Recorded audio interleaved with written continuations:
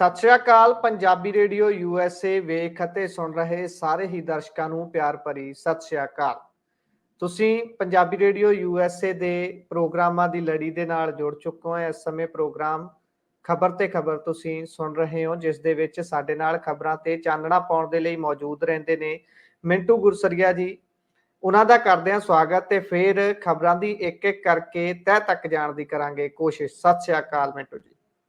ਜੀ ਸਤਿ ਸ਼੍ਰੀ ਅਕਾਲ ਜੀ, ਸਾਰਿਆਂ ਨੂੰ ਸਤਿ ਸ਼੍ਰੀ ਅਕਾਲ ਜੀ। ਸੋ ਮਿੰਟੂ ਜੀ, ਆਪਾਂ ਦਵਾ ਦਵ ਆਈਏ ਖਬਰਾਂ ਦੇ ਵੱਲ, ਕਿਉਂਕਿ ਇਸ ਸਮੇਂ ਚੋਣਾਂ ਦਾ ਮਾਹੌਲ ਪੂਰਾ ਭਖਿਆ ਹੋਇਆ ਹੈ ਤੇ ਇਸੇ ਦੇ ਵਿਚਾਲੇ ਜਿਹੜੀ ਚੋਣ ਕਮਿਸ਼ਨ ਦੀ ਗੱਲ ਆਉਂਦੀ ਹੈ। ਕੇਂਦਰ ਨੇ ਕਿਹਾ ਕਿ ਚੋਣ ਕਮਿਸ਼ਨ ਦੀ ਨਿਯੁਕਤੀ 'ਚ ਜੱਜ ਜ਼ਰੂਰੀ ਨਹੀਂ ਹੈ। ਹਾਲਾਂਕਿ ਪਹਿਲਾਂ ਬੜੀਆਂ ਇਹਦੇ 'ਚ ਉਤਰਾ ਚੜਾਉਂਦੇ ਰਹੇ ਨੇ, ਕਹਿੰਦੇ ਕਦੀ ਵਿਰੋਧੀ ਧਿਰ ਦਾ ਬੰਦਾ ਵੀ ਲੈਣਾ ਵਿੱਚ, ਕਦੀ ਜੱਜ। ਫਿਰ ਹੁਣ ਇਹ ਕੀ ਗੱਲ ਬਣੀ ਹੈ ਜੀ, ਜਰਾ ਚਾਨਣਾ ਪਾਇਓ। ਇਹ ਕਹਿੰਦੇ ਆ ਕਿ ਚੋਣ ਕਮਿਸ਼ਨ ਦੇ ਵਿੱਚ ਜਾਂ ਨਿਯੁਕਤੀਆਂ ਦੇ ਵਿੱਚ ਜੱਜ ਦੀ ਜ਼ਰੂਰਤ ਨਹੀਂ। ਇਹਨਾਂ ਨੂੰ ਤਾਂ ਕਦੇ ਕਦੇ ਇਉਂ ਲੱਗਦਾ ਹੋਣਾ ਕਿ ਦੇਸ਼ ਦੇ ਵਿੱਚ ਸੁਪਰੀਮ ਕੋਰਟ ਦੀ ਹੋਈ ਕੀ ਜ਼ਰੂਰਤ ਆ, ਕਿਉਂਕਿ ਉੱਥੋਂ ਐਵੇਂ ਝਾੜਾਂ ਪੈਂਦੀਆਂ, ਫਟਕਾਰਾਂ ਪੈਂਦੀਆਂ, ਉਹਦਾ ਕੀ ਸਾਨੂੰ ਕੀ ਲਾਹਾ ਆ। ਦੇਖੋ, ਅਸਲ ਦੇ ਵਿੱਚ ਕੀ ਆ ਕਿ ਜਿਹੜੇ ਇਲੈਕਸ਼ਨ ਕਮਿਸ਼ਨਰ ਲੱਗਦੇ ਆ ਨਾ, ਇਹਦੀ ਵਿਧੀ ਥੋੜੀ ਬਦਲੀ ਆ। ਪਹਿਲਾਂ ਇੱਕ ਹੁੰਦਾ ਸੀਗਾ, ਬਾਅਦ ਚ 2 ਅਸਿਸਟ ਕਰਨ ਵਾਸਤੇ ਚੋਣ ਕਮਿਸ਼ਨਰ ਲਾਏ ਜਾਂਦੇ ਸਨ, 3 ਹੋ ਗਏ। ਤਾਂ ਉਹਨਾਂ ਦੀ ਜਿਹੜੀ ਨਿਯੁਕਤੀ ਆ, ਉਹਦੇ ਵਿੱਚ ਸੁਪਰੀਮ ਕੋਰਟ ਨੇ ਆਖਿਆ ਸੀਗਾ ਕਿ ਤੁਸੀਂ ਇੱਕ ਵਿਰੋਧੀ ਧਿਰ ਦਾ ਆਗੂ ਭਾਲੋ, ਇੱਕ ਪ੍ਰਧਾਨ ਮੰਤਰੀ ਨੂੰ ਭਾਲੋ ਤੇ ਇੱਕ ਚੀਫ ਜਸਟਿਸ ਆਫ ਇੰਡੀਆ ਨੂੰ ਭਾਲੋ। ਇਹਨਾਂ ਨੇ ਕੀ ਕੀਤਾ ਸੀਗਾ ਕਿ ਇਹਨਾਂ ਨੇ ਫਿਰ ਉਹਨੂੰ ਬਦਲ ਕੇ ਇੱਕ ਨਵਾਂ ਲਿਆਂਦਾ ਸੀਗਾ ਵਿਧੀ ਵਿਧਾਨ ਆਪਣਾ, ਜਿਹਦੇ ਵਿੱਚ ਪ੍ਰਧਾਨ ਮੰਤਰੀ ਬਹਿੰਦੇ, ਹੋਮ ਮਿਨਿਸਟਰ ਬਹਿੰਦਾ ਤੇ ਫਿਰ ਵਿਰੋਧੀ ਧਿਰ ਦਾ ਆਗੂ। ਤਾਂ ਤੁਹਾਨੂੰ ਪਤਾ 2-1 ਤੇ ਇੱਥੇ ਹੋ ਗਿਆ, ਡਿਸਾਈਸਿਵ ਹੋ ਗਿਆ ਨਾ। ਤਾਂ ਇਹਨਾਂ ਚੀਜ਼ਾਂ ਨੂੰ ਹੀ ਲੈ ਕੇ ਇਹ ਸੁਣਵਾਈ ਚੱਲਦੀ ਪਈ ਆ। ਹਾਲਾਂਕਿ ਜਿਹੜੀਆਂ ਹੁਣ ਪਿੱਛੇ ਜੇ ਨਿਯੁਕਤੀਆਂ ਹੋਈਆਂ ਨੇ, ਸੁਖਬੀਰ ਸੰਧੂ ਜੀ ਦੀ ਨਿਯੁਕਤੀ ਹੋਈ, ਫਿਰ ਗਿਆਨੇਸ਼ ਕੁਮਾਰ ਜੀ ਦੀ ਨਿਯੁਕਤੀ ਹੋਈ, ਇਹਨਾਂ ਨੂੰ ਤੇ ਸਟੇ ਨਹੀਂ ਸੀਗਾ ਕੀਤਾ ਗਿਆ, ਪਰ ਕਿਤੇ ਨਾ ਕਿਤੇ ਕਹਿ ਲਓ ਕਿ ਸੁਣਵਾਈ ਜ਼ਰੂਰ ਚੱਲਦੀ ਪਈ ਆ। ਤਾਂ ਹੁਣ ਇਹਨਾਂ ਨੇ ਸੁਪਰੀਮ ਕੋਰਟ 'ਚ ਇੱਕ ਹਲਫਨਾਮਾ ਦਾਇਰ ਕੀਤਾ, ਜਿਹਦੇ ਵਿੱਚ ਇਹਨਾਂ ਨੇ ਕਿਹਾ ਕਿ ਇਹ ਦਲੀਲ ਹੀ ਗਲਤ ਹੈ ਕਿ ਕਿਸੇ ਵੀ ਸੰਵਿਧਾਨਕ ਸੰਸਥਾ ਦੀ ਸੁਤੰਤਰਤਾ ਤਦੇ ਹੀ ਹੋਏਗੀ, ਯਾਨੀ ਆਜ਼ਾਦੀ ਤਦੇ ਹੋਏਗੀ, ਜਦ ਸਿਲੈਕਸ਼ਨ ਪੈਨਲ ਦੇ ਵਿੱਚ ਕੋਈ ਜੁਡੀਸ਼ੀਅਲ ਮੈਂਬਰ ਬੈਠੇਗਾ। ਇਲੈਕਸ਼ਨ ਕਮਿਸ਼ਨ ਇੱਕ ਸੁਤੰਤਰ ਸੰਸਥਾ ਹੈ ਤੇ ਇਹ ਜਿਹੜੀ ਪਟੀਸ਼ਨ ਹੈ, ਇਹਦਾ ਮਕਸਦ ਸਿਰਫ ਰਾਜਨੀਤਿਕ ਵਿਵਾਦ ਖੜਾ ਕਰਨਾ ਹੈ। ਤਾਂ ਮਤਲਬ ਕਿ ਦੇਖੋ, ਸੁਣਵਾਈ ਹਾਲੇ ਚੱਲਦੀ ਪਈ ਆ। ਫਾਈਨਲ ਕੀ ਜੱਜਮੈਂਟ ਆਉਂਦੀ ਹੈ, ਇਹਦੇ ਵਿੱਚ ਕੀ ਹੁੰਦਾ ਕੀ ਨਹੀਂ ਹੁੰਦਾ, ਉਹ ਬਾਅਦ ਦੀ ਗੱਲ ਆ। ਯਾਨੀ ਇਹਨਾਂ ਨੇ ਇਸ ਤਰਕ ਨੂੰ ਗਲਤ ਕਰਾਰ ਦਿੱਤਾ ਹੈ ਕਿ ਜੇ ਮੰਨ ਲਓ ਚੀਫ ਜਸਟਿਸ ਆਫ ਇੰਡੀਆ ਜਾਂ ਜਸਟਿਸ ਕੋਈ ਵੀ ਹੋ, ਜੁਡੀਸ਼ਰੀ 'ਚ ਕੋਈ ਬੈਠਦਾ ਆ, ਤਾਂ ਫਿਰ ਬਈ ਸੁਤੰਤਰਤਾ ਜਿਹੜੀ ਆ, ਖੁਦ ਮੁਖਤਿਆਰੀ ਕਿਸੇ ਸੰਸਥਾ ਦੀ ਕਾਇਮ ਰਹੇਗੀ। ਪਰ ਗੱਲ ਤੇ ਇਹ ਹੈ ਨਾ ਕਿ ਇਹ ਜ਼ਰੂਰਤ ਕਿਉਂ ਪਈ? ਜ਼ਰੂਰਤ ਇਸ ਵਾਸਤੇ ਪਈ ਕਿਉਂਕਿ ਤੁਹਾਡਾ ਜਿਹੜਾ ਚੋਣ ਕਮਿਸ਼ਨ ਆ, ਉਹ ਬੋੜਾ ਬਘਿਆੜ ਬਣ ਗਿਆ। ਉਹ ਹੈ ਤੇ ਬਘਿਆੜ ਆ, ਪਰ ਉਹਦੇ ਦੰਦ ਹੈ ਨਹੀਂ ਗੇ। ਉਹ ਵਿਰੋਧੀ ਧਿਰਾਂ ਨੂੰ ਹੋਰ ਨਿਗਾਹ ਨਾਲ ਵੇਖਦਾ ਹੈ, ਪ੍ਰਧਾਨ ਮੰਤਰੀ ਨੂੰ ਹੋਰ ਨਿਗਾਹ ਨਾਲ ਵੇਖਦਾ ਹੈ। ਪ੍ਰਧਾਨ ਮੰਤਰੀ ਪੁਲਵਾਮਾ ਅਟੈਕ ਤੇ ਵੋਟ ਮੰਗ ਲੈਂਦਾ ਹੈ, ਪ੍ਰਧਾਨ ਮੰਤਰੀ ਆਪਦੀ ਹਿੱਕ ਤੇ ਕਮਲ ਟੰਗ ਲੈਂਦਾ, ਉਹਨੂੰ ਨਹੀਂ ਦਿਖਦਾ ਕਲਿਆਣ ਸਿੰਘ ਬਤੌਰ ਰਾਜਪਾਲ ਮੋਦੀ ਵਾਸਤੇ ਵੋਟ ਮੰਗ ਲੈਂਦੇ ਆ, ਉਹਨੂੰ ਨਹੀਂ ਦਿਸਦਾ। ਉਹ ਜੇ ਅਸ਼ੋਕ ਲਵਾਸਾ ਵਰਗਾ ਕੋਈ ਹਿੰਮਤ ਕਰਕੇ ਨੋਟਿੰਗ ਕਰ ਦੇਵੇ ਤੇ ਫਿਰ ਉਹਦੇ ਨਾਲ ਇੰਨੀਆਂ ਗੇਮਾਂ ਖੇਡੀਆਂ ਜਾਂਦੀਆਂ, ਉਹਨੂੰ ਉਹ ਨਹੀਂ ਦਿਸਦੀਆਂ। ਮਤਲਬ ਕਿ ਇਹ ਚੀਜ਼ ਹੈ ਕਿ ਜੇ ਤੁਸੀਂ ਸਹੀ ਤਰੀਕੇ ਨਾਲ ਮੈਨੂੰ ਦੱਸੋ, ਜਿਹੜੇ ਅਰੁਣ ਗੋਇਲ ਜੀ ਪਿਛਲੇ ਦਿਨੀ ਪੰਜਾਬ ਕੈਡਰ ਦੇ ਅਸਤੀਫਾ ਦੇ ਕੇ ਚਲੇ ਗਏ ਸਨ, 18 ਤਰੀਕ ਨੂੰ VRS ਦਿੱਤੀ ਜਾਂਦੀ ਹੈ ਉਹਨਾਂ ਨੂੰ, ਯਾਨੀ VRS ਲੈਂਦੇ ਆ 19 ਤਰੀਕ ਨੂੰ ਅਪਾਇੰਟਮੈਂਟ। ਇਹ ਕਿਹੜੀ ਪਾਰਦਰਸ਼ਤਾ ਹੈ ਵੀ ਮੈਨੂੰ ਦੱਸੋ? ਕਿਹੜਾ ਪੈਨਲ ਪੂਰੇ ਮੁਲਕ ਦੇ ਵਿੱਚੋਂ ਤੁਸੀਂ ਕੁਝ ਘੰਟਿਆਂ 'ਚ ਬਣਾ ਲਿਆ ਹੋਊਗਾ? ਕਿਵੇਂ ਸ਼ਾਂਤੀ ਹੋ ਗਈ ਹੋਏਗੀ? ਕਿਵੇਂ ਕਿਸੇ ਦਾ ਕੋਈ ਬੈਕਗਰਾਉਂਡ ਤੁਸੀਂ ਜਾਣਿਆ ਹੋਏਗਾ? ਜਦੋਂ ਤੁਸੀਂ ਇਸ ਤਰ੍ਹਾਂ ਦੀਆਂ ਹਰਕਤਾਂ ਕੀਤੀਆਂ ਨੇ, ਦੇਸ਼ ਦੇ ਲੋਕਤੰਤਰ ਨੂੰ, ਸੰਸਥਾਵਾਂ ਦੀ ਖੁਦ ਮੁਖਤਿਆਰੀ ਨੂੰ ਖੂੰਝੇ ਲਾਉਣ ਲਈ, ਤਦੇ ਹੀ ਸੁਪਰੀਮ ਕੋਰਟ ਨੇ ਗੱਲ ਕਹੀ ਸੀ। ਪਰ ਤੁਸੀਂ ਅੱਜ ਕੱਲ੍ਹ ਸੁਪਰੀਮ ਕੋਰਟ ਦਾ, ਮੈਂ ਜਿਵੇਂ ਤੁਹਾਨੂੰ ਦੱਸਿਆ ਕਿ ਇਹਨਾਂ ਦਾ ਤਾਂ ਬਸ ਹੋਵੇ ਕਿ ਸੁਪਰੀਮ ਕੋਰਟ ਦਾ ਟੈਂਟਾ ਹੀ ਨਿਬੇੜ ਦੇਣ। ਸੋ ਇਸ ਵਾਸਤੇ ਇਹ ਸੁਣਵਾਈ ਚੱਲਦੀ ਹੈ, ਗਾਂ ਦਿਲਚਸਪ ਕਹਿ ਲਓ ਕਿ ਇਹ ਪੜਾਅ ਤੇ ਚਲੇ ਜਾਏਗੀ ਇਹ ਸੁਣਵਾਈ। ਜੀ, ਵੈਸੇ ਵੀ ਬਹੁਤ ਜ਼ੋਰ ਦੇ ਨਾਲ ਕਿਹਾ ਜਾਂਦਾ ਹੈ ਕਿ ਪਤਾ ਨਹੀਂ ਆਖਰੀ ਵੋਟਾਂ ਹੀ ਆ, ਬਣਨਾ ਕੀ ਹੈ ਅੱਗੇ ਜਾ ਕੇ। ਸੋ ਆਪਾਂ ਹੁਣ ਖਬਰ ਅਗਲੀ ਦੇ ਵੱਲ ਵੱਧਦੇ ਹਾਂ। ਅਗਲੀ ਖਬਰ ਮੂਸੇਵਾਲਾ ਪਰਿਵਾਰ ਦੇ ਨਾਲ ਜੁੜੀ ਹੋਈ ਹੈ। ਪਹਿਲਾਂ ਕੱਲ ਮੂਸੇਵਾਲਾ ਦੇ ਪਿਤਾ ਹੋਣਾ ਵੱਲੋਂ ਵੀਡੀਓ ਪਾਈ ਗਈ ਹੈ, ਕਹਿੰਦੇ ਬੜਾ ਪਰੇਸ਼ਾਨ ਕੀਤਾ ਜਾ ਰਿਹਾ, ਤੇ ਹੁਣ ਅੱਜ ਪੰਜਾਬ ਸਰਕਾਰ ਨੂੰ ਸਪਸ਼ਟੀਕਰਨ ਕਿਸ ਗੱਲ ਲਈ ਦੇਣਾ ਪੈ ਗਿਆ ਜੀ ਇਸ ਮਾਮਲੇ 'ਚ? ਦੇਖੋ, ਪੰਜਾਬ ਸਰਕਾਰ ਨੇ ਸਪਸ਼ਟੀਕਰਨ ਇਹ ਦਿੱਤਾ ਆ ਕਿ ਦੇਖੋ ਜੀ, ਕੇਂਦਰ ਦੀ ਚਿੱਠੀ ਆਈ ਸੀ, ਕਿਉਂਕਿ ਜਿਵੇਂ ਵੀਡੀਓ ਆਈ, ਪਹਿਲਾਂ ਤਾਂ ਇੱਥੋਂ ਦਾ ਜਿਹੜਾ ਚਗਲ ਮੀਡੀਆ ਹੈ, ਜਿਨ੍ਹਾਂ ਨੇ ਸਿੱਧੂ ਮੂਸੇਵਾਲੇ ਦੇ ਸਿਵੇ ਤੋਂ ਵੀ ਡਾਲਰ ਚੱਕੇ, ਸਿੱਧੂ ਮੂਸੇਵਾਲੇ ਦੇ ਕੁੱਤੇ ਦੇ ਕਹਿ ਲਓ ਕਿ ਲੱਕ ਚੋਂ ਵੀ ਚੁੱਕੇ, ਜੀ ਟਰੈਕਟਰ ਦੇ ਟਾਇਰ ਚੋਂ ਵੀ ਚੁੱਕੇ, ਤੇ ਮਾਸੂਮ ਬੱਚੇ ਦੇ ਜਨਮ ਦੇ ਪੋਤੜੇ ਚੋਂ ਵੀ ਚੱਕੇ। ਤਾਂ ਉਸੇ ਹੀ ਮੀਡੀਆ ਨੇ ਮੁੜ ਕੇ ਉਹਦੇ ਫਾਦਰ ਦੀਆਂ ਵੀਡੀਓ ਜਿਹੜੀਆਂ ਚੱਲੀਆਂ ਰਾਤ, ਜਿਹੜੀ ਉਹਨੇ ਪਾਈ, ਉਸ ਤੋਂ ਜੀ ਬਾਅਦ ਉਹ ਡਿਲੀਟ ਕੀਤੀਆਂ 1 ਬਾਏ 1। ਇਹ ਪੰਜਾਬ 'ਚ ਚੱਲਦਾ ਪਿਆ, ਇਹ ਗੋਦੀ ਮੀਡੀਆ, ਫਲਾਣਾ ਮੀਡੀਆ, ਤੇ ਤੁਸੀਂ ਇਸ ਨੂੰ ਕੀ ਕਹੋਗੇ? ਇਸ ਨੂੰ ਆਪਾਂ ਚਗਲ ਮੀਡੀਆ ਹੀ ਕਵਾਂਗੇ, ਹੋਰ ਕੀ ਹੈ? ਜਿਹੜਾ ਕਿਸੇ ਮੁੱਦੇ ਤੇ ਖਾਈ ਵੀ ਜਾਂਦਾ, ਤੇ ਜਦ ਕਿਸੇ ਮੁੱਦੇ ਤੇ ਉਸ ਧਿਰ ਦੇ ਨਾਲ ਖਲੋਣ ਦੀ ਵਾਰੀ ਆਉਂਦੀ ਆ, ਉਦੋਂ ਚੱਡਿਆਂ 'ਚ ਪੂਛ ਦੇ ਕੇ ਨੱਸ ਜਾਵੇ, ਉਸ ਨੂੰ ਕੀ ਕਹੋਗੇ?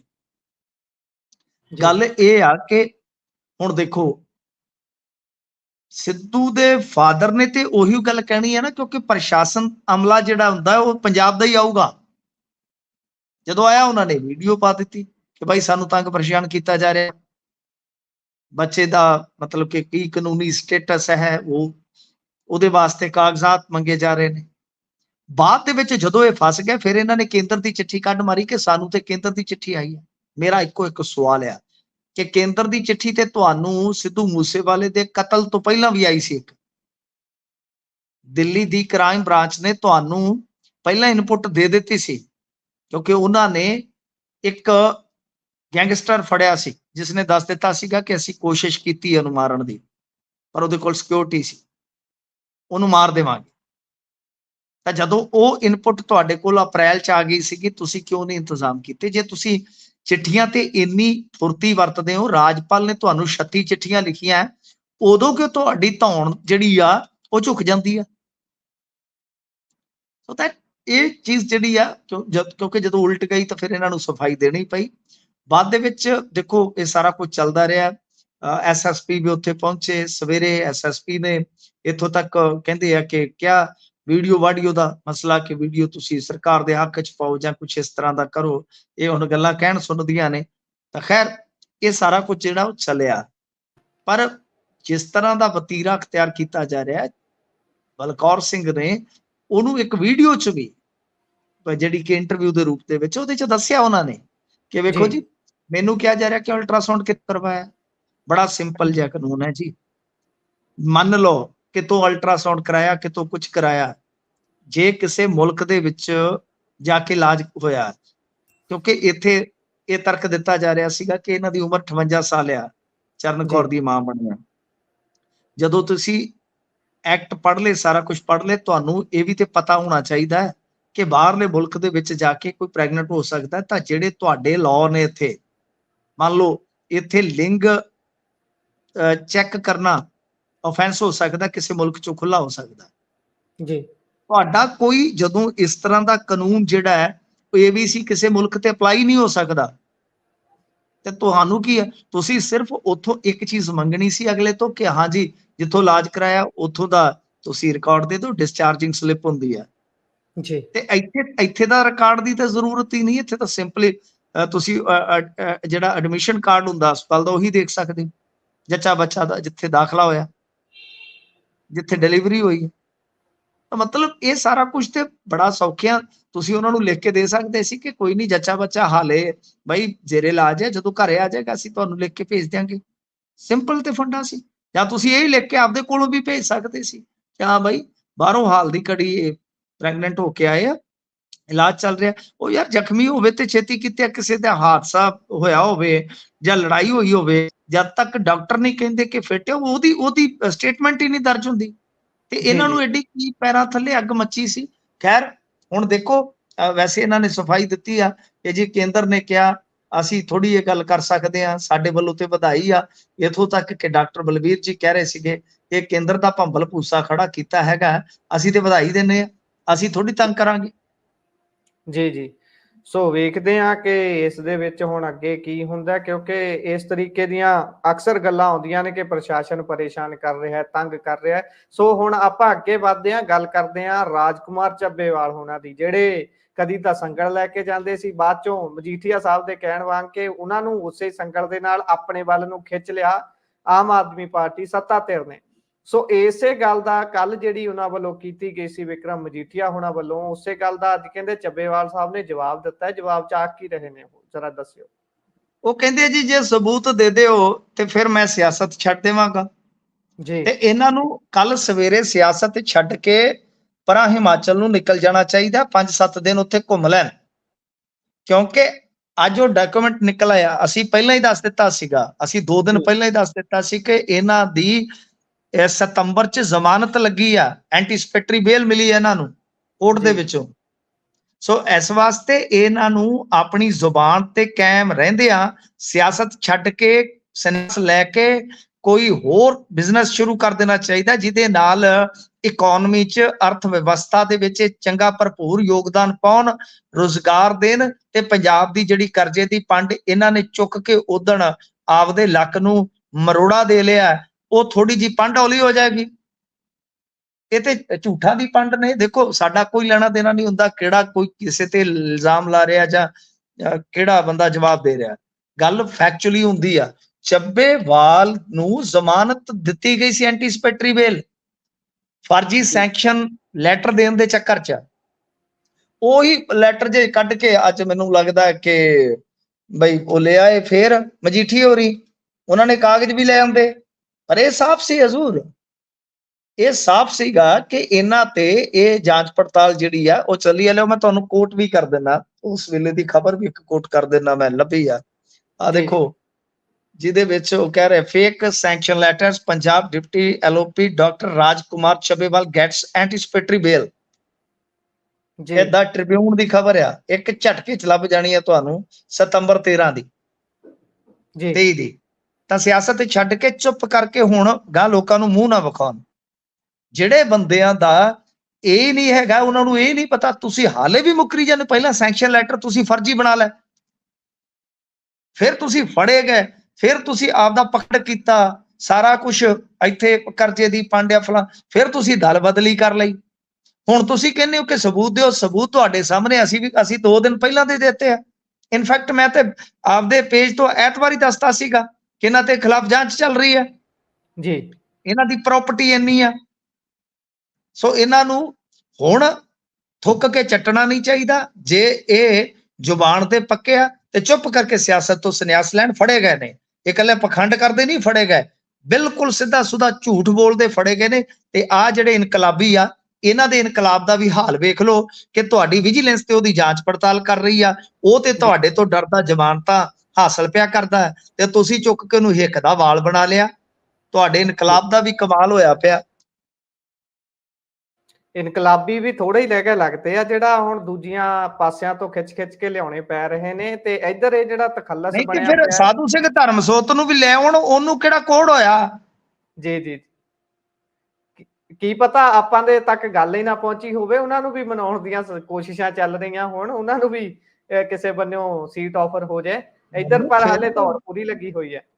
ਨਹੀਂ, ਫਿਰ ਭਾਰਤ ਭੂਸ਼ਣ ਆਸ਼ੂ ਨੂੰ ਵੀ ਲੈ ਆਉਣ, ਲੁਧਿਆਣੇ ਤੋਂ ਕੈਂਡੀਡੇਟ ਲੱਭਦੇ ਫਿਰਦੇ, ਅਨਮੋਲ ਕੁਆਤਰੇ ਨੂੰ ਲੱਭਦੇ ਫਿਰਦੇ ਆ, ਫਿਰ ਤੇ ਤੁਹਾਡੇ ਕੋਲ ਭਾਰਤ ਭੂਸ਼ਣ ਆਸ਼ੂ ਹੀ ਹੈਗਾ ਜੀ। ਉਹਨਾਂ ਨੇ ਤਾਂ ਮਨ ਵੀ ਜਲਦੀ ਜਾਣਾ ਜੇ ਇਹੋ ਜਿਹੇ ਸ਼ਿਕੰਜੇ ਕੱਸੇ ਹੋਏ ਨੇ। ਅੱਛਾ ਜੀ। ਸੋ ਅੱਗੇ ਵਧਦੇ ਆ ਹੁਣ, ਮਨਦੀਪ ਕੌਰ ਦੀ ਮੌਤ ਦੀ ਕਹਿੰਦੇ ਜਾਂਚ ਸੀਬੀਆਈ ਦੇ ਹਵਾਲੇ ਹੈ ਜੀ ਇਸ ਸਮੇਂ। ਦੇਖੋ ਇਹ ਲੁਧਿਆਣੇ ਦਾ ਦੁਗਰੀ ਥਾਣੇ ਦਾ ਮਾਮਲਾ ਹੈ, ਕੁਝ ਸਾਲ ਪਹਿਲਾਂ ਦਾ ਮਾਮਲਾ ਹੈ। ਇਹਦੇ ਵਿੱਚ ਕੀ ਹੋਇਆ ਸੀਗਾ ਕਿ ਇੱਕ ਲੜਕੀ ਜਿਹੜੀ ਆ ਉਹਦੀ ਕਸਟਡੀ 'ਚ ਯਾਨੀ ਦੌਰਾਨੇ ਹਿਰਾਸਤ ਮੌਤ ਹੋ ਜਾਂਦੀ ਆ, ਤਾਂ ਉਹਦੇ ਮੰਗੇਤਰ ਤੇ ਉਹਦੇ ਤੇ ਸ਼ਿਕਾਇਤ ਸੀਗੀ ਫਰਜ਼ੀਵਾੜੇ ਦੀ। ਚਲੋ ਹੋ ਸਕਦਾ ਉਹਨਾਂ ਨੇ ਕੁਝ ਕੀਤਾ ਵੀ ਹੋਵੇ ਐਸਾ ਵੈਸਾ, ਪਰ ਬਾਅਦ ਦੇ ਵਿੱਚ ਹੋਇਆ ਕਿ ਇਹ ਕੁੜੀ ਜਿਹੜੀ ਸੀਗੀ ਇਹ ਮਰ ਗਈ ਸੀ। 19 ਦੀ ਗੱਲ ਹੈ, ਸ਼ਾਇਦ 19 ਦੀ, ਤਾਂ ਉਸ ਵੇਲੇ ਨਹੀਂ, ਸੌਰੀ 17 ਦੀ ਗੱਲ ਹੈ। ਉਸ ਤੋਂ ਬਾਅਦ 19 ਚ ਇਹ ਮਾਮਲਾ ਅੱਗੇ ਵੱਧਦਾ। ਤਾਂ ਜੀ ਲੀਪਾਪੋਚੀ ਕੀਤੀ ਗਈ ਆ। ਇਹ ਫਿਰ ਮਾਮਲਾ ਹਾਈ ਕੋਰਟ ਦੇ ਵਿੱਚ ਗਿਆ, ਕਿਉਂਕਿ ਇਹ ਕਿਹਾ ਗਿਆ ਜੀ ਇਹ ਕੁੜੀ ਨੇ ਫੰਦਾ ਲਾ ਲਿਆ ਜੀ, ਕੁੜੀ ਫਾਈਲ ਲੱਗ ਗਈ ਆਪਣੇ ਆਪ। ਤਾਂ ਐਸਆਈਟੀ ਬਣਾਈ ਸੀਗੀ, ਉਹਦੇ ਤੋਂ ਵੀ ਨਾਖੁਸ਼ੀ ਜ਼ਾਹਰ ਕੀਤੀ, ਤਾਂ ਇਹ ਮਾਮਲਾ ਚਲੇ ਗਿਆ ਹਾਈ ਕੋਰਟ। ਹਾਈ ਕੋਰਟ 'ਚ ਜਿੱਥੇ ਇਹ ਮਾਮਲਾ ਗਿਆ ਤਾਂ ਉੱਥੇ ਸੁਣਵਾਈ ਹੋਈ, ਬਹਿਸ ਮੁਬੈਸਾ ਹੋਇਆ, ਤੇ ਉਹਦੇ ਬਾਅਦ ਫਿਰ ਉਹਨਾਂ ਨੇ ਫੈਸਲਾ ਲਿਆ ਕਿ ਸੀਬੀਆਈ ਦੀ ਜਾਂਚ ਹੋਏਗੀ। ਤਾਂ ਇਹ ਇੱਕ ਵੱਡੀ ਰਾਹਤ ਹੈ, ਜਿਹੜਾ ਉਹਦਾ ਮੰਗੇਤਰ ਹੈ ਉਹਨੇ ਇੱਕ ਲੜਾਈ ਲੜੀ, ਉਹਦੇ ਵਾਸਤੇ ਬਹੁਤ ਵੱਡੀ ਰਾਹਤ ਹੈ। ਤਾਂ ਸੀਬੀਆਈ ਜਦੋਂ ਜਾਂਚ ਕਰੇਗੀ ਤੇ ਜੇ ਕਹਾਣੀ ਕੁਝ ਹੋਰ ਨਿਕਲ ਆਈ ਤੇ ਫਿਰ ਇਹ ਬਹੁਤ ਕਸੂਤੇ ਫਸ ਜਾਣਗੇ, ਕਿਉਂਕਿ ਦੱਸਦੇ ਆ ਕਿ ਉਸ ਮਤਲਬ ਕਿ ਮੰਗੇਤਰ ਨੇ ਦੱਸਿਆ ਕਿ ਜਦੋਂ ਡੈਡ ਬੋਡੀ ਦੇਖੀ ਤਾਂ ਉਹਦੇ ਸਰੀਰ ਉੱਪਰ ਕੱਟ ਦੇ ਨਿਸ਼ਾਨ ਸਨ, ਤੇ ਪੂਰਾ ਪੁਲਿਸ ਸਟੇਸ਼ਨ ਇਸ ਤੋਂ ਖਬਰ ਸੀ। ਤੇ ਚਾਕੂ ਉੱਥੇ ਕਿਵੇਂ ਪਹੁੰਚਿਆ, ਕਿਉਂਕਿ ਬਾਡੀ ਦੇ ਕੋਲ ਚਾਕੂ ਵੀ ਸੀਗੇ ਜਿੱਥੇ ਉਹ ਮ੍ਰਿਤਕ ਹਿਰਾਸਤ ਦੇ ਵਿੱਚ ਸੀ, ਤਾਂ ਉਹ ਚਾਕੂ ਕਿਵੇਂ ਪਹੁੰਚਿਆ, ਬਹੁਤ ਵੱਡੇ ਸਵਾਲ ਹੈ। ਜੀ, ਸੋ ਵੇਖਦੇ ਹਾਂ ਹੁਣ ਅੱਗੇ ਕੀ ਬਣਦਾ ਹੈ। ਅਗਲੀ ਖਬਰ ਵੱਲ ਵਧਦੇ ਹਾਂ। ਮਾਈਨਿੰਗ ਨੂੰ ਰੋਕਣ ਦਾ ਤੇ ਵੱਡੀ ਕਮਾਈ ਕਰਨ ਦਾ ਧੜੱਲੇ ਦੇ ਨਾਲ ਜ਼ੋਰ ਦਿੱਤਾ ਸੀ, ਇਹ ਗੱਲ ਆਖੀ ਸੀ ਆਮ ਆਦਮੀ ਪਾਰਟੀ ਨੇ ਤੇ ਸੱਤਾ 'ਚ ਆਏ ਉਸ ਤੋਂ ਬਾਅਦ ਤਸਵੀਰ ਸਾਰਿਆਂ ਦੇ ਸਾਹਮਣੇ ਹੈ, ਪਰ ਹੁਣ ਆਮ ਆਦਮੀ ਪਾਰਟੀ ਦੇ ਆਗੂ ਨੇ ਨਜਾਇਜ਼ ਮਾਈਨਿੰਗ ਫੜ ਲਈ ਹੈ ਜੀ। ਦੇਖੋ ਇਹ ਚੰਗੀ ਗੱਲ ਆ, ਚਲੋ ਆਪਾਂ ਕਹਿੰਦੇ ਆ ਕਿ ਇਹ ਸਾਰੇ ਹੀ ਜਿਹੜੇ ਆ ਇਹ ਘੁੱਗੂ ਬਣ ਕੇ ਤੁਰੇ ਫਿਰਦੇ ਆ, ਇਹਨਾਂ 'ਚ ਕੋਈ ਬੋਲਦਾ ਨਹੀਂ, ਇਹਨਾਂ 'ਚ ਕੋਈ ਕੰਮ ਨਹੀਂ ਕਰਦਾ। ਜੇ ਇਹਨਾਂ 'ਚ ਕੋਈ ਸੂਰਮਾ ਉੱਠਦਾ ਹੈ, ਜੇ ਕੋਈ ਬੂਟਾ ਹਰਿਆ ਹੈਗਾ ਤੇ ਫਿਰ ਉਹਦੀ ਦਾਦ ਵੀ ਦੇਣੀ ਚਾਹੀਦੀ ਆ। ਇਹ ਐਨਐਸ ਕੰਗ ਸਾਹਿਬ ਆ ਜਿਨ੍ਹਾਂ ਨੇ ਮੋਰਚਾ ਖੋਲਿਆ, ਪਿੰਡ ਕੋਈ ਅੱਕੂਵਾਲ ਆ, ਉੱਥੇ ਸਵੇਰੇ ਸਵੇਰੇ ਹੀ ਇਹਨਾਂ ਨੇ ਜਾ ਕੇ ਤੇ ਬਾਈ ਕਾਰਵਾਈ ਕਰ ਦਿੱਤੀ ਆ। ਤੇ ਇਸ ਦਰਮਿਆਨ ਜਿਹੜੇ ਆਪ ਦੇ ਨੇਤਾ ਨੇ, ਇਹਨਾਂ ਨੇ ਮਾਈਨਿੰਗ ਮਹਿਕਮੇ ਦੇ ਅਧਿਕਾਰੀਆਂ ਨੂੰ ਰੱਜ ਕੇ ਨਿਸ਼ਾਨੇ ਤੇ ਲਿਆ ਤੇ ਸਿੱਧੇ ਤੌਰ ਤੇ ਦੋਸ਼ ਲਾਇਆ ਕਿ ਇਹਨਾਂ ਦੀ ਕਥਿਤ ਮਿਲੀ ਭੁਗਤ ਆ। ਦੇਖੋ ਗੱਲ ਇਹ ਆ ਕਿ ਇੱਕ ਤੇ ਪੁਆਇੰਟ ਇਹ ਕਲੀਅਰ ਆ ਕਿ ਮਾਈਨਿੰਗ ਇਲੀਗਲ ਚੱਲਦੀ ਆ। ਉਹ ਜਿਹੜਾ ਬੈਂਸ ਆ, ਮਤਲਬ ਕਿ ਉਹ ਕਿਵੇਂ ਉਹ ਗੁੱਸੇ 'ਚ ਉਹਦੀਆਂ ਗੱਲਾਂ, ਵੈਸੇ ਮੇਰੇ ਵਾਂਗੂ ਵਾਹਵਾ ਫੁੱਲਿਆ ਤੇ ਉਦਾਂ ਹੀ ਉਹ ਗੱਲਾਂ ਉਹਦੀਆਂ ਫੁੱਲ ਜਾਂਦੀਆਂ ਤੇ ਬੁਰੇ ਹਾਲ, ਸਾਹ ਚੜ ਜਾਂਦਾ ਜਦੋਂ ਬੋਲਦਾ ਜੋਸ਼ ਵਿੱਚ। ਪਹਿਲਾਂ ਮਾਈਨਿੰਗ ਡਿਪਾਰਟਮੈਂਟ ਉਹਦੇ ਕੋਲ ਸੀ, ਫਿਰ ਮੀਤ ਹੇਅਰ, ਹੁਣ ਜੌੜਾ ਮਾਜਰਾ ਕੋਲ।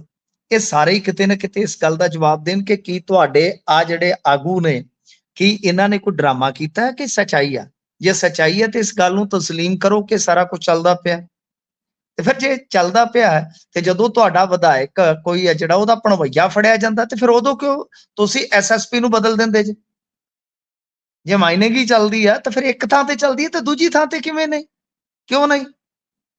ਤਾਂ ਕਹਾਣੀਆਂ ਜਿਹੜੀਆਂ ਉਹ ਉਲਝੀਆਂ ਨੇ, ਤੇ ਇਹਨਾਂ ਕਹਾਣੀਆਂ ਦਾ ਜਿਹੜਾ ਇਹ ਉਲਝਾ ਆ, ਇਹ ਛੇਤੀ ਕਿਤੇ ਦੂਰ ਨਹੀਂ ਹੋਣਾ। ਪਰ ਚਲੋ ਆਹ ਕੰਮ ਜਿਹੜਾ ਇਹਨਾਂ ਨੇ ਕੀਤਾ ਵਧੀਆ ਕੀਤਾ, ਤੇ ਨਾਲ ਜੁਰਤ ਨਾਲ ਕਿਹਾ ਕਿ ਇਹ ਡਿਪਾਰਟਮੈਂਟ ਦੇ ਕੁਝ ਅਧਿਕਾਰੀ ਇਹਨਾਂ ਦੇ ਨਾਲ ਮਿਲੇ ਹੋਏ ਆ। ਤਾਂ ਇਸ ਤਰ੍ਹਾਂ ਦੇ ਜੇ ਆਮ ਆਦਮੀ ਪਾਰਟੀ ਚੋਂ ਮੈਨੂੰ ਲੱਗਦਾ ਹਰੇਕ ਹਲਕੇ ਚੋਂ ਵੀ ਕੋਈ 20-10 ਤਾਂ ਛੱਡੋ, ਕੋਈ 5 ਬੰਦੇ ਹੀ ਉੱਠ ਕੇ ਇਸ ਤਰ੍ਹਾਂ ਦੀਆਂ ਗੱਲਾਂ ਕਰਨ ਲੱਗ ਜਾਣ ਤੇ ਮੈਨੂੰ ਲੱਗਦਾ ਕਿ ਇਹਨਾਂ ਦੀ ਪਾਰਟੀ ਵੀ ਲੀਹ ਤੇ ਚੜ ਜੂ, ਸਰਕਾਰ ਵੀ ਐਨ ਟਿਕਾਣੇ ਤੇ ਆ ਜਾਊ। ਜੀ, ਸੋ ਵੇਖਦੇ ਹਾਂ ਅੱਗੇ ਬਣਦਾ ਕੀ ਹੈ। ਅਗਲੀ ਖਬਰ ਦਿੱਲੀ ਸਰਕਾਰ ਦੇ ਨਾਲ ਜੁੜੀ ਹੋਈ ਹੈ। ਅਰਵਿੰਦ ਕੇਜਰੀਵਾਲ ਹੁਣੀ ਇੱਕ ਵਾਰ ਮੁੜ ਤੋਂ ਜਿਹੜੇ ਸੰਮਣ ਆਉਂਦੇ ਨੇ ਈਡੀ ਦੇ, ਉਹਨਾਂ ਨੂੰ ਚੈਲੰਜ ਕਰ ਰਹੇ ਨੇ। ਤੇ ਇਸੇ ਦੇ ਨਾਲ ਇੱਕ ਸਵਾਲ ਸਪਲੀਮੈਂਟਰੀ ਮੇਰੇ ਵੱਲੋਂ ਲੈ ਲਿਓ ਕਿ ਇਹ ਕੀ ਚੱਕਰ ਹੈ ਕਿ ਜਿਹੜੇ ਸੰਮਣ ਪਹਿਲਾਂ ਸਤਿੰਦਰ ਜੈਨ ਨੂੰ ਆਏ ਉਹ ਅੰਦਰ, ਉਸ ਤੋਂ ਬਾਅਦ ਇਹਨਾਂ ਦੇ ਹੀ ਦੂਸਰੇ ਮੰਤਰੀ ਜਿਹੜੇ ਸਨ ਸਿਸੋਦੀਆ, ਉਹਨਾਂ ਨੂੰ ਵੀ ਉਸੇ ਹੀ ਸੰਸਥਾ ਦੇ ਵੱਲੋਂ ਆਉਂਦੇ ਨੇ ਸੰਮਣ, ਉਹ ਜਾਂਦੇ ਨੇ ਅੰਦਰ। ਪਰ ਇਹੋ ਜਿਹੀ ਕਿਹੜੀ ਗੱਲ ਹੈ ਜਦੋਂ ਜਿਹੜਾ ਸੁਪਰੀਮੋ ਖੁਦ ਐਪ ਹੈ ਉਹ ਉਹਨਾਂ ਹੀ ਸੰਮਣਾਂ ਨੂੰ ਨਕਾਰੀ ਜਾ ਰਿਹਾ ਹੈ? ਕੀ ਹੁਣ ਉਸੇ ਸੰਸਥਾ 'ਚ ਭਰੋਸਾ ਨਹੀਂ ਰਿਹਾ ਜਾਂ ਗੱਲ ਕੋਈ ਹੋਰ ਹੁੰਦੀ ਹੈ? ਜਰਾ ਖੋਲਿਓ ਪੇਜ। ਨਹੀਂ ਦੇਖੋ ਗੱਲ ਇਹ ਆ ਕਿ ਇੱਕ ਤੇ ਇਹ ਆ ਕਿ ਅਰਵਿੰਦ ਕੇਜਰੀਵਾਲ ਨੂੰ ਪਤਾ ਕਿ ਜੇ ਮੈਂ ਤਿਹਾੜ 'ਚ ਚਲਾ ਗਿਆ ਮੈਨੂੰ ਤਾੜ ਕੇ ਇਹਨਾਂ ਨੇ ਮੁੜ ਕੇ ਮੇਰੀ ਪਾਰਟੀ ਵੀ ਤਾਰ-ਤਾਰ ਕਰ ਦੇਣੀ ਆ। ਸ਼ਹਿ ਮਾਤ ਦਾ ਖੇਡ ਆ। ਦੂਜੀ ਗੱਲ ਇਹ ਆ ਕਿ ਅਰਵਿੰਦ ਕੇਜਰੀਵਾਲ ਦੀ ਗ੍ਰਿਫਤਾਰੀ ਤੈਅ ਆ। ਇਹ ਸਿਰਫ ਅਰਵਿੰਦ ਕੇਜਰੀਵਾਲ ਦੀਆਂ ਕੋਸ਼ਿਸ਼ਾਂ ਜਿਹੜੀਆਂ ਉਹਨੂੰ ਬਚਾਈ ਜਾਂਦੀਆਂ, ਕਿਉਂਕਿ ਸੀਬੀਆਈ ਨੇ ਕਹਿ ਦਿੱਤਾ ਹੈ ਕਵਿਤਾ ਦੀ ਗ੍ਰਿਫਤਾਰੀ ਤੋਂ ਬਾਅਦ ਕਿ ਜੀ ਕੁਝ ਵੱਡੀਆਂ ਗ੍ਰਿਫਤਾਰੀਆਂ ਹੋ ਸਕਦੀਆਂ। ਸਿਸੋਦੀਆ, ਜੈਨ ਤੇ ਸੰਜੇ ਸਿੰਘ ਤੁਸੀਂ ਗਿਣਾ ਦਿੱਤੇ, ਹੋਰ ਪਿੱਛੇ ਵੱਡਾ ਕੌਣ ਰਹਿ ਗਿਆ? ਜੀ, ਪਿੱਛੇ ਵੱਡਾ ਤੇ ਫਿਰ ਹੁਣ ਆਪਾਂ ਇਹ ਤਾਂ ਕਹਿ ਨਹੀਂ ਸਕਦੇ ਕਿ ਬਈ ਇਹਨਾਂ ਦਾ ਜਿਹੜਾ ਤਾਜ਼ਾ ਤਰੀਨ ਇਨਕਲਾਬੀ ਹੈ ਚੱਬੇਵਾਲ ਵੱਡਾ ਰਹਿ ਗਿਆ। ਵੱਡਾ ਤੇ ਕੇਜਰੀਵਾਲ ਹੀ ਆ। ਈਡੀ ਨੇ ਪ੍ਰੈਸ ਨੋਟ ਜਾਰੀ ਕਰ ਦਿੱਤਾ। ਜ਼ੋਰ ਤਾਂ ਉਹਨਾਂ ਦਾ ਪੂਰਾ ਲੱਗਿਆ ਪਿਆ। ਹੋਇਆ ਕੀ ਸੀਗਾ ਕਿ ਜਦੋਂ ਚੌਥਾ ਸੰਮਨ ਆਇਆ ਸੀ ਇਹ ਮਾਮਲਾ ਕੋਰਟ 'ਚ ਚਲਾ ਗਿਆ ਸੀਗਾ, ਠੀਕ ਹੈ ਜੀ। ਫਿਰ 5ਵਾਂ 6ਵਾਂ 7ਵਾਂ 8ਵਾਂ ਫਿਰ 8ਵੀਂ ਦਾ ਮਾਮਲਾ ਫਿਰ ਕੋਰਟ 'ਚ ਚਲੇ ਗਿਆ। ਜੀ ਜਦੋਂ ਕੋਰਟ ਦੇ ਵਿੱਚ ਚਲੇ ਗਿਆ, ਹਾਲੇ ਹੇਠਲੀ ਅਦਾਲਤ ਦੇ ਵਿੱਚ ਮਾਮਲਾ ਚੱਲ ਰਿਹਾ ਸੀਗਾ, ਕੋਰਟ ਮਤਲਬ ਕਿ ਪ੍ਰੋਸੀਡਿੰਗ ਕਰ ਰਹੀ ਸੀਗੀ, ਫਿਰ ਸਮਨਿੰਗ ਨੂੰ ਲੈ ਕੇ ਹੁਣ ਇਹ ਹਾਈ ਕੋਰਟ 'ਚ ਚਲੇ ਗਏ ਨੇ ਕਿ ਹੈ ਹੀ ਮਤਲਬ ਕਿ ਜੀ ਇਲੀਗਲ ਆ। ਤਾਂ ਜਦੋਂ ਹੁਣ ਹਾਈ ਕੋਰਟ ਦੇ ਵਿੱਚ ਚਲੇ ਗਏ ਆ ਤਾਂ ਕਿਤੇ ਨਾ ਕਿਤੇ ਕਹਿ ਲਓ ਕਿ ਬਈ ਉਹ ਹੁਣ ਥੋੜਾ ਰਾਹਤ ਵਾਲਾ ਮਾਮਲਾ ਹੈ ਕਿ ਹਾਈ ਕੋਰਟ 'ਚ ਸੁਣਵਾਈ ਸ਼ੁਰੂ ਹੋ ਗਈ। ਹਾਈ ਕੋਰਟ ਨੇ ਆਖਿਆ ਕਿ ਬਈ ਤੁਸੀਂ ਈਡੀ ਕੋਲ ਜਾਓਗੇ ਤਦ ਹੀ ਪਤਾ ਲੱਗੂਗਾ ਕਿ ਈਡੀ ਚਾਹੁੰਦੀ ਕੀ ਆ, ਤੁਸੀਂ ਜਾਂਦੇ ਜੀ ਕਿਉਂ ਨਹੀਂ। ਪਰ ਇਹਨਾਂ ਨੇ ਆਪਣਾ ਗਰਾਊਂਡ ਜਾਰੀ ਰੱਖਿਆ ਕਿ ਜੀ ਇਹ ਜਿਹੜੇ ਸੰਮਨ ਆ ਉਹ ਸਹੀ ਹੈ ਹੀ ਨਹੀਂ, ਅਸੀਂ ਜਾਈਏ ਕਿੱਦਾਂ। ਤਾਂ ਹੁਣ ਇਹਦੇ ਤੇ ਅਪ੍ਰੈਲ ਦੀ ਸੁਣਵਾਈ ਪੈ ਗਈ ਆ, ਹੋ ਸਕਦਾ ਕਿ 4 ਦਿਨ ਦਾ ਟਾਲਾ ਹੋ ਜਾਵੇ। ਵਿੱਚੋਂ ਗੱਲ ਇਹੋ ਹੀ ਆ ਕਿ ਇਹਨਾਂ ਨੇ ਕਿਤੇ ਨਾ ਕਿਤੇ ਤਜਰਬਾ ਕਹਿ ਲਓ ਖੱਟ ਲਿਆ, ਇਸ ਗੱਲ ਤੋਂ ਸਬਕ ਲੈ ਲਿਆ ਕਿ ਬਈ ਕਾਨੂੰਨ ਦੀ ਜਿਹੜੀ ਧਾਰਾ ਹੈ ਉਹਨੂੰ ਕਾਨੂੰਨ ਨਾਲ ਹੀ ਕੱਟਿਆ ਜਾ ਸਕਦਾ। ਸੋ ਕਾਨੂੰਨ ਦਾ ਹੀ ਸਹਾਰਾ ਲਿਆ ਜਾ ਰਿਹਾ ਹੈ। ਬਾਕੀ ਗੱਲ ਇਹ ਆ ਕਿ ਦੇਖੋ ਜੇ ਆਪਾਂ ਸਿਸੋਦੀਆ ਨੂੰ ਦੇਖੀਏ 1.5 ਸਾਲ ਹੋ ਗਿਆ, ਅੱਜ ਸੁਪਰੀਮ ਕੋਰਟ ਦੀ ਹੁਣ ਇੱਕ ਟਿੱਪਣੀ ਆਈ ਆ। ਸੁਪਰੀਮ ਕੋਰਟ ਨੇ ਇੱਕ ਗੱਲ ਕਹੀ ਆ, ਸੁਪਰੀਮ ਕੋਰਟ ਨੇ ਕਿਹਾ ਕਿ ਤੁਸੀਂ ਬੰਦੇ ਨੂੰ ਨਜਾਇਜ਼ ਹਿਰਾਸਤ 'ਚ ਰੱਖਣ ਵਾਸਤੇ ਸਪਲੀਮੈਂਟਰੀ ਜਿਹੜੀ ਚਾਰਜਸ਼ੀਟ ਹੈ ਵਾਰ-ਵਾਰ ਦਾਖਲ ਕਰ ਦਿਓ, ਤੁਹਾਨੂੰ 90 ਦਿਨਾਂ ਦੇ ਵਿੱਚ ਫਾਈਨਲ ਚਾਰਜਸ਼ੀਟ ਪੇਸ਼ ਕਰਨੀ ਪਊਗੀ।